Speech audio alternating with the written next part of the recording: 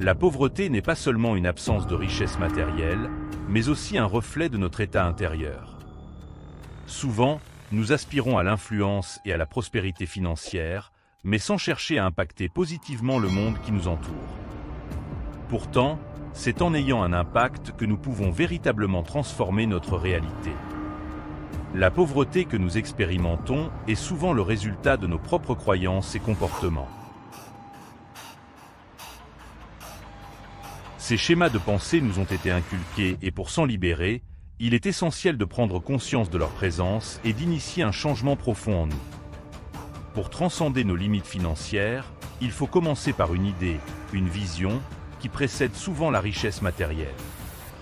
C'est en contribuant à l'économie, en faisant progresser l'humanité, que nous sommes récompensés. Les personnes fortunées investissent et créent, elles ne se contentent pas de consommer. Contrairement à ceux qui échangent leur temps contre de l'argent sans chercher à apporter une réelle valeur ajoutée, les personnes prospères utilisent leur capital comme un outil pour générer encore plus de richesses. Les individus qui vivent de chèque en chèque dépensent souvent leur argent en divertissements éphémères, cherchant un répit dans leur routine quotidienne.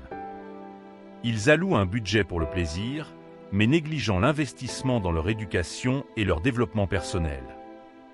Pour briser ce cycle, il est crucial de s'engager dans des activités qui apportent une contribution significative à la société. Des figures emblématiques telles que Jeff Bezos, Mark Zuckerberg, Michael Jordan, Kobe Bryant et LeBron James ont tous compris l'importance de contribuer à l'humanité. Ils font partie intégrante de l'économie et de son évolution. La véritable richesse ne se mesure pas seulement en termes d'argent, de voitures ou de vêtements, mais aussi par un changement de mentalité, une nouvelle approche de la vie qui favorise l'abondance et la prospérité. Il est temps de remettre en question les croyances et les comportements qui nous maintiennent dans un état de pauvreté. Quelle sera votre contribution personnelle pour faire avancer l'humanité? Quelles seront les conséquences si vous restez dans votre situation actuelle? Il est essentiel de réévaluer votre système d'exploitation et interne, la manière dont vous fonctionnez, pensez et réagissez pour déterminer s'il vous a mené là où vous souhaitez être. Si vous n'êtes pas satisfait de votre situation financière, mentale, émotionnelle ou spirituelle, il est peut-être temps de changer de cap. Que comptez-vous créer? Avec qui allez-vous collaborer? Quelles innovations pouvez-vous apporter? Comment allez-vous laisser un héritage de mentalité de richesse? Pour accéder à la richesse, il faut élever son niveau de conscience, voir les choses différemment, parler autrement, naviguer et négocier avec une nouvelle perspective. Il est nécessaire de collaborer, de créer, de construire quelque chose de nouveau, de sortir du passé et d'entrer dans un avenir où vous êtes pleinement engagé et conscient de votre potentiel pour créer quelque chose de significatif. En découvrant votre vocation, vous verrez l'impact sur votre influence et vos revenus. Les personnes riches se concentrent sur les autres, elles ont trouvé leur pourquoi et la raison profonde de leurs actions. Tout doit s'aligner avec cette vision pour réaliser la prospérité véritable.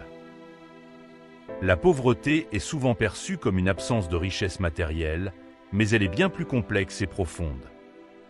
Elle reflète également notre état intérieur, nos pensées et nos croyances. La vraie richesse réside dans la capacité à trouver la paix, le contentement et la joie indépendamment des possessions matérielles. La pauvreté matérielle peut être surmontée avec du temps, de l'effort et des opportunités, mais la pauvreté intérieure nécessite une transformation personnelle. Cela implique de cultiver une mentalité d'abondance, où l'on se concentre sur ce que l'on a plutôt que sur ce qui manque. C'est dans cette abondance intérieure que l'on peut trouver la motivation pour améliorer sa situation extérieure. La pauvreté n'est pas une fatalité, c'est un défi qui invite à la créativité, à l'innovation et à la persévérance. Chaque personne a en elle la capacité de changer sa vie, de transformer ses rêves en réalité. Cela commence par croire en soi-même, en reconnaissant sa propre valeur et en travaillant dur pour atteindre ses objectifs. La motivation personnelle est la clé pour sortir de la pauvreté. Elle nous pousse à chercher des solutions, à apprendre de nouvelles compétences et à saisir les opportunités qui se présentent. Avec une attitude positive et une volonté de réussir, on peut surmonter les obstacles et construire un avenir meilleur. En fin de compte, la pauvreté n'est pas seulement une question d'argent, c'est une question de mentalité. En changeant notre façon de penser, en valorisant nos expériences et en appréciant les petites victoires, nous pouvons progressivement échapper à la pauvreté et mener une vie riche de sens et de satisfaction. C'est cette richesse intérieure qui nous donne la force de continuer, même lorsque les temps sont durs. La pauvreté peut nous enseigner l'humilité, la gratitude et la compassion. Elle peut nous rendre plus forts, plus résilients et plus empathiques envers les autres. En reconnaissant que la pauvreté est aussi un état d'esprit, nous pouvons travailler à l'améliorer, non seulement pour nous-mêmes mais aussi pour aider les autres autour de nous. La pauvreté n'est pas une fin en soi, mais un point de départ pour un voyage de croissance personnelle et de développement. C'est une occasion de prouver notre force de caractère et de démontrer que, peu importe d'où l'on vient, ce qui compte le plus, c'est où l'on va et comment on y arrive. En somme, la pauvreté peut être un puissant moteur de changement, un catalyseur pour se réinventer et pour bâtir une vie remplie de richesses qui ne sont pas mesurables en termes monétaires, mais en termes de bonheur, d'amour et de réalisation personnelle. C'est en reconnaissant et en embrassant cette vérité que nous pouvons transformer la pauvreté en une opportunité de croissance et d'épanouissement. La distinction entre les riches et les pauvres peut souvent être tracée jusqu'à leur gestion de l'argent. Les riches voient l'argent non seulement comme un moyen d'achat, mais aussi comme un outil pour accroître leur richesse. Ils cherchent à investir dans des actifs qui génèrent des revenus passifs, comprenant que la vraie prospérité vient de la capacité de l'argent à se multiplier avec le temps. Cela nécessite une compréhension profonde des marchés financiers, une volonté d'apprendre continuellement et une discipline de fer pour ne pas céder aux dépenses impulsives. Les pauvres, en revanche, ont tendance à voir l'argent uniquement comme un moyen de satisfaire des besoins immédiats. Sans planification à long terme, ils dépensent souvent ce qu'ils gagnent, parfois même plus, ce qui les conduit à un cycle de dette et de manque.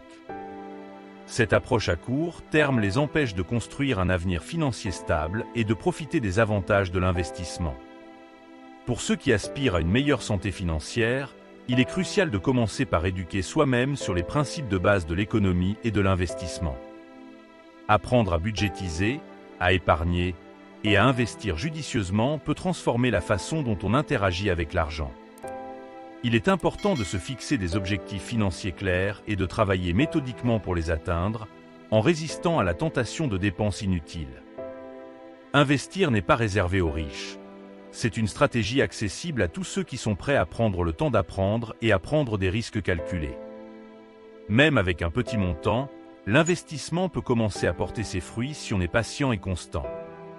Les intérêts composés, souvent appelés la 8e merveille du monde, peuvent faire des miracles sur le long terme. En fin de compte, la clé est de changer de mentalité. Au lieu de travailler pour l'argent, il faut apprendre à faire travailler l'argent pour soi. Cela signifie vivre en dessous de ses moyens, investir intelligemment et toujours chercher des moyens d'augmenter ses connaissances et ses compétences. Avec le temps, cette approche peut non seulement améliorer la situation financière, mais aussi offrir une plus grande liberté et sécurité pour l'avenir.